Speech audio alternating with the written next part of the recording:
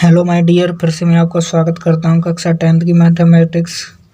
जो हमारा दो चर वाले रैखिक समीकरण एक्सरसाइज 3 चल रही थी, उसमें मैंने आपको एक्स और वाई के जो मान निकालते हैं उसकी दो विधियां मैं आपको करा चुका हूँ, ग्राफीय और प्रतिस्थापन विधि। आज हम जो बात करेंगे वो विलोपन विधि के ऊपर करेंगे। दोस्तों, विलोपन विधि ज़्यादातर आगे तक काम आएगी यदि आप मैथमेटिक्स लेते हो 10th के बाद। तो जो आप एक्स और वाई के जो मान निकालोगे समीकरण से, वो विलोपन विधि ही ज़्यादा यूज में लेते हैं।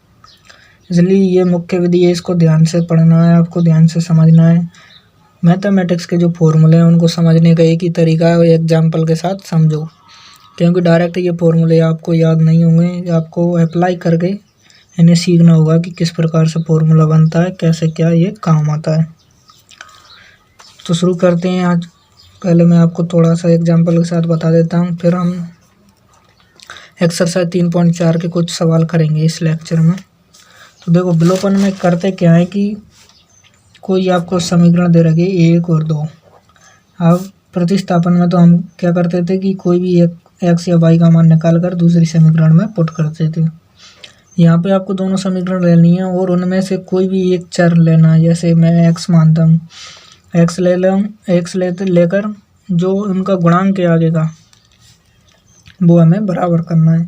अब बराबर कैसे करना है? या तो इसको बराबर करने के लिए आपको दोनों समीकरणों को गुणा करना पड़ेगा किसी भी संख्या से, या आपको एक समीकरण को गुणा करके भी आप दूसरी समीकरण के बराबर ला सकते हो। जैसे यहाँ देखो, इस वाले सवाल में ये 2x है और यहाँ सिंगल x है। यदि मैं इस वाले समीकरण को 2 से गुणा कर दूँ, समीकरण 1 को मल्टीप्लाई कर दूँ दोनों 2 से, तो ये बराबर हो जाएगी जैसे 2x + 2y बराबर 10। दोनों पक्षों में गुणा करना है, यानी पूरी जो समीकरण है वो 2 से गुणा हो चुकी है।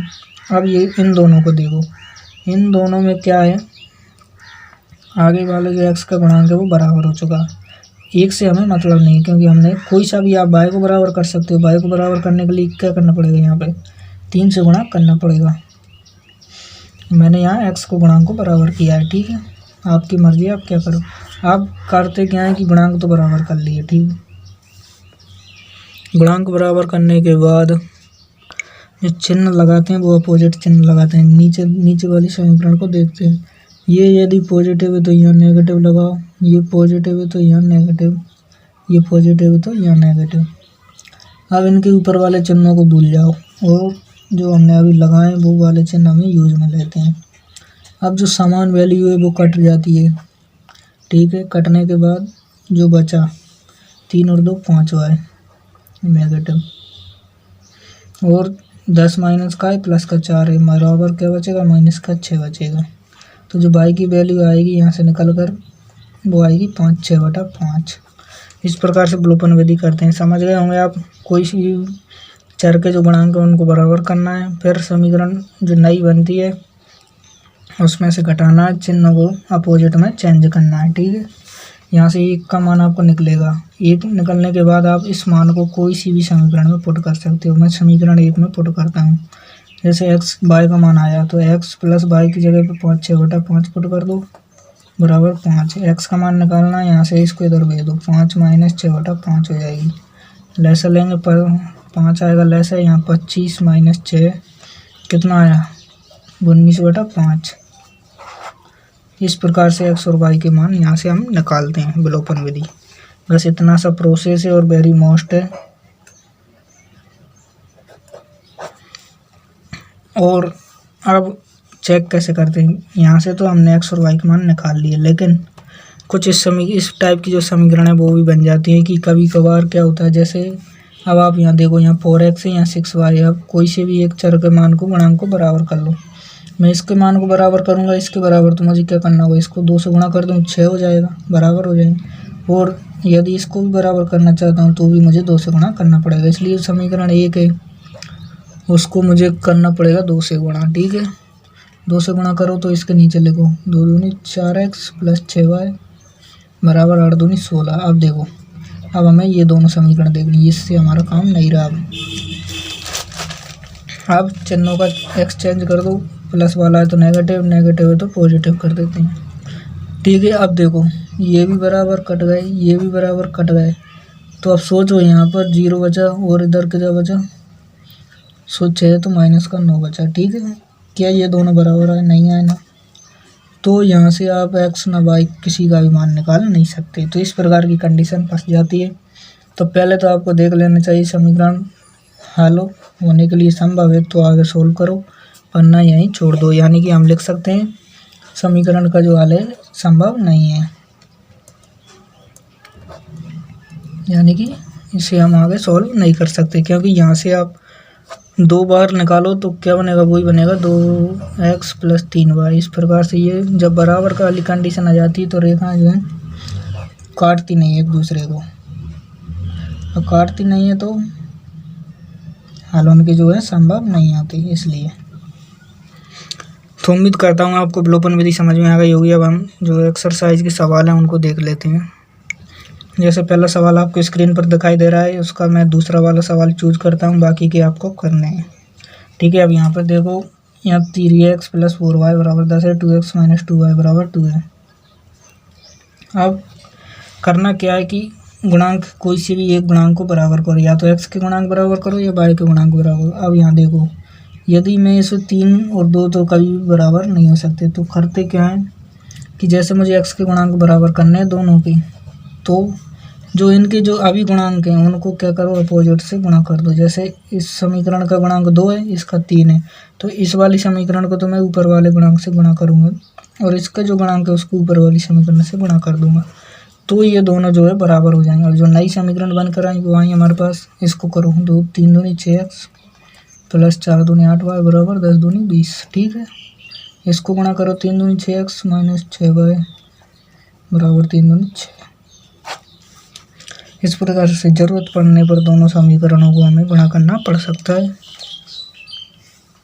अब वो चिन्हों को चेंज करते हैं, जैसे नेगेटिव, ये पॉजिटिव, नेगेटिव है तो पॉजिटिव, ये पॉजिटिव है तो नेगेटिव, ये दोनों कट गए, प्लस का दोनों जुड़ेंगे तो 8 2 10 4 14y बराबर क्या हुआ? 20 में से 6 गए तो 14, तो y बराबर जो मान आया 1 आया।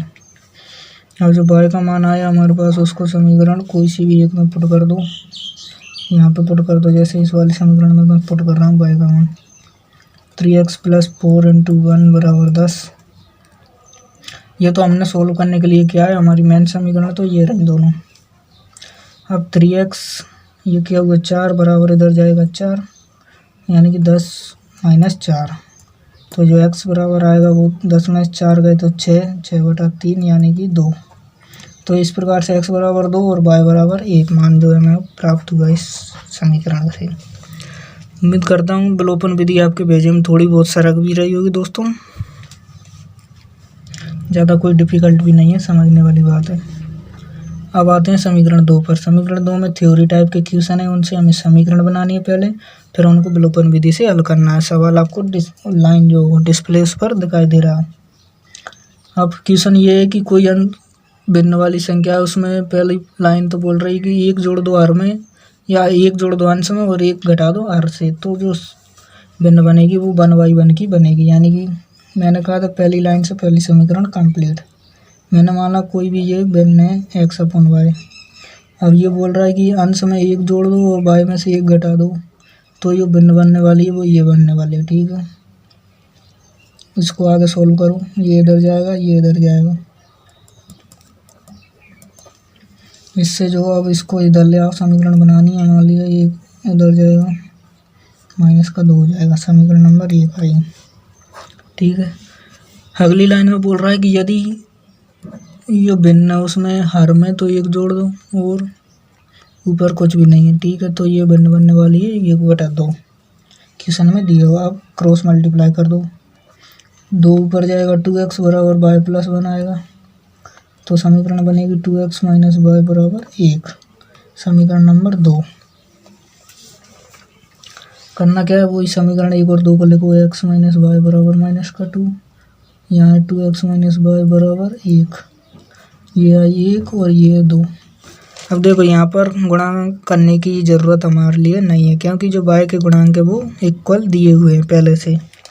इसका भी गुणांक 1 है, इसका भी गुणांक 1 है, हमें ज़रूरत नहीं है गुणा करने की, यानी कि गुणांकों को बराबर करने की ज़रूरत नहीं है, पहले से बराबर हैं। अब करना क्या है, वो चिन्ह चेंज कर दो, माइनस का है प्लस कर दो, प्लस का है माइनस कर दो, माइनस का 2x प्लस का x, तो माइनस एक्स बचा, ये दोनों समान थे कट गए, बराबर आएगा माइनस का 1 और माइनस का 2 यानी -3, x बराबर आया 3। ठीक है, यानी ऊपर क्या था, अंश x का मान था, तो यहाँ तो अंश का मान 3 आ चुका। अब करना क्या है, x के मान को पुट कर दो यहाँ पर किसी भी एक समीकरण में।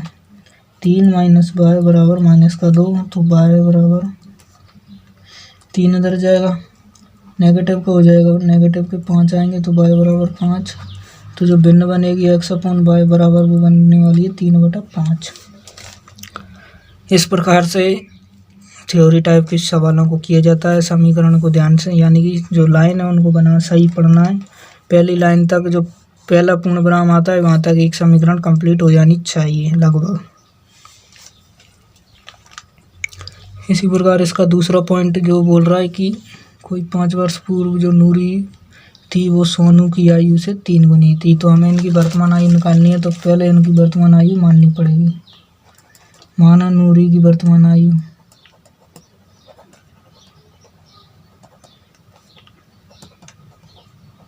x वर्ष, ठीक है, और जो सोनू है उसकी आयु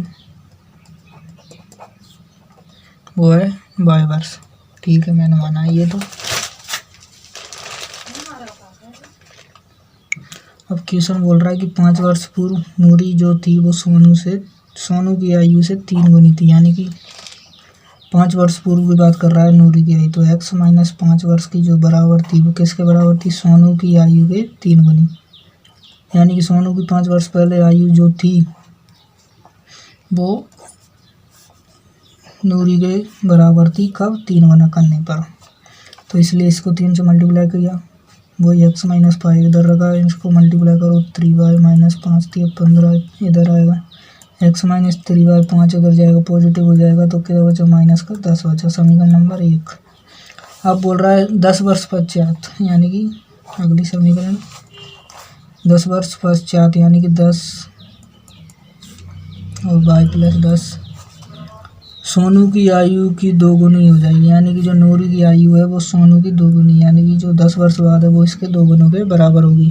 ठीक है, समझ सकते हो आप। x प्लस 10, अब इसको अंदर मल्टीप्लाई करेंगे, 2y प्लस आएगा 20। ठीक है, x माइनस 2y पक्षांतरण कर दो, 10 इधर जाएगा, नेगेटिव हो जाएगा तो बचा 10, समीकरण नंबर दूसरी आई। अब करना क्या है, वही समीकरण है, x माइनस 3y और x माइनस 2y बराबर 10। अब चिन्ह पलटने के, यानी कि गुणा बराबर करने की ज़रूरत नहीं है, x के गुणांक पहले से ही बराबर है, तो करो वो चिन्ह चेंज कर दो, माइनस प्लस माइनस। ठीक है, x और x तो कट गए, ये क्या हुए, माइनस का y बचा, 3 है 2 गए, 1 बचा, यहाँ दोनों बराबर क्या हुआ, माइनस का 20, तो जो y बराबर आया वो आया 20। ठीक है, तो y का मान जो है हमारे पास 20 निकल कर आया। अब y का मान आ चुका है, इसको कोई सी भी एक समीकरण में पुट कर दो, समीकरण 2 में पुट कर दो, x माइनस 2 मल्टीप्लाई 20 बराबर 10 x। अब ये 40 हो चुका, 40 इधर जाएगा, नेगेटिव हो जाएगा, तो नेगेटिव था पॉजिटिव हो जाएगा, 40 माइनस 10, तो जो x का मान आया वो आया 30 वर्ष, यानी कि जो नूरी की आयु मानी हमारे x बराबर वो कितनी आई है, 30 वर्ष वर्तमान, और जो सोनू की आयु है वो y मानी थी वो आई थी हमारी 20 वर्ष। इस प्रकार से इन सवालों को सोल्व किया जाता है थ्योरी टाइप के। पहले समीकरण बनाओ, फिर जो विधि आपको कोई सी भी उचित लगे उसको लगाकर आप x और y के मान यहाँ से निकाल सकते हो। प्रतिस्थापन और विलोपन विधि काम आती है, ज़्यादातर तो विलोपन विधि ये वाली जो हम कर रहे हैं वही काम आने वाली है। धन्यवाद दोस्तों। यदि आपको पसंद आया वो वीडियो तो शेयर सब्सक्राइब करें, समझ में आया तो कमेंट करके ज़रूर बताएं, या कुछ कमी हो हमारे वीडियो में तो अवश्य बताएं ताकि हम उसे पूरा कर सकें।